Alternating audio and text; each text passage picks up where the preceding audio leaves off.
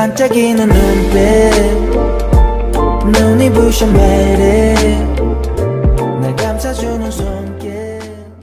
What happens when a woman who has lost everything decides to fight back with a lie so bold? It shakes an entire family. Kang Jae In stormed into Kim Do-yeon's office with a fire in her eyes he had never seen before. She wasn't there to talk. She was there to declare war. Jae In had come up with a plan to completely destroy Hwang Gi Chan, the man who had taken everything from her. Her child, her home, her dignity. Her plan? To fake a pregnancy and claim the baby was Do-yeon's. Do-yeon's expression froze. He stared at her in disbelief. Jae In, that's too much of a lie. Jae In cut him off. She leaned forward, placing both hands on the desk. Do you know what Gi Chan fears the most? Me being happy with another man. Especially if I'm carrying a new life. He'll go insane. Do-yeon shook his head. We can't lie like that. If the truth comes out later, it only gets worse. I don't care if it does. Seeing her determination, Do-yeon finally agreed. The next day, Jae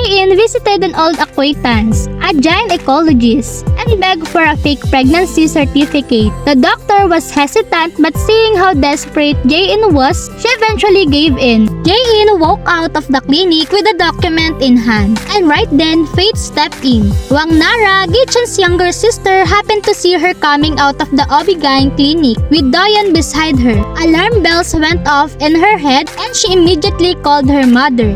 That afternoon, Jae In sent a bold company-wide email. She shared that a new life had come to her and that she would continue working with the same dedication. The entire office was stunned, but no one more than Hwang Gi Chan. He stared at the screen in disbelief, then exploded in rage, throwing everything off his desk. Soon after, Nara burst into his office, confirming what he feared. She had seen Jae In and Do-yeon leaving the clinic together. Sari, another family member, was furious too. How could Jae In, not even remarried, claim to be having a baby? Word spread quickly even to Seokja, Gi Chan's furious mother. When she heard the gossip, she was livid. She stormed into Jae In's office the next day, demanding answers. Jae In stayed calm even when Seokja shouted at her in front of co-workers. When Do-yeon appeared, things escalated, but Jae In didn't back down. She said she and Do-yeon were in love and planning to marry. Do-yeon, surprised by the announcement, stayed silent. Seokja was stunned, but Jae In reminded her of everything Gi Chan had done. The death of her child, the forced hospitalization, and the betrayal. Seokja had no response. Jae In told her she was starting a new life, with or without their approval, and Seokja left in fury. Gi Chan couldn't hold himself back any longer. He waited outside Jae In's office and confronted her. As she left for the day, he told her to end the pregnancy, but Jae In simply smiled.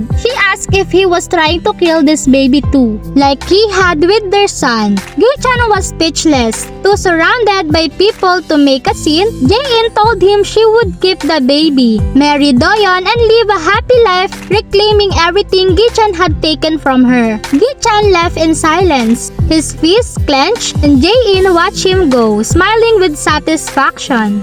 'Cause you are beautiful.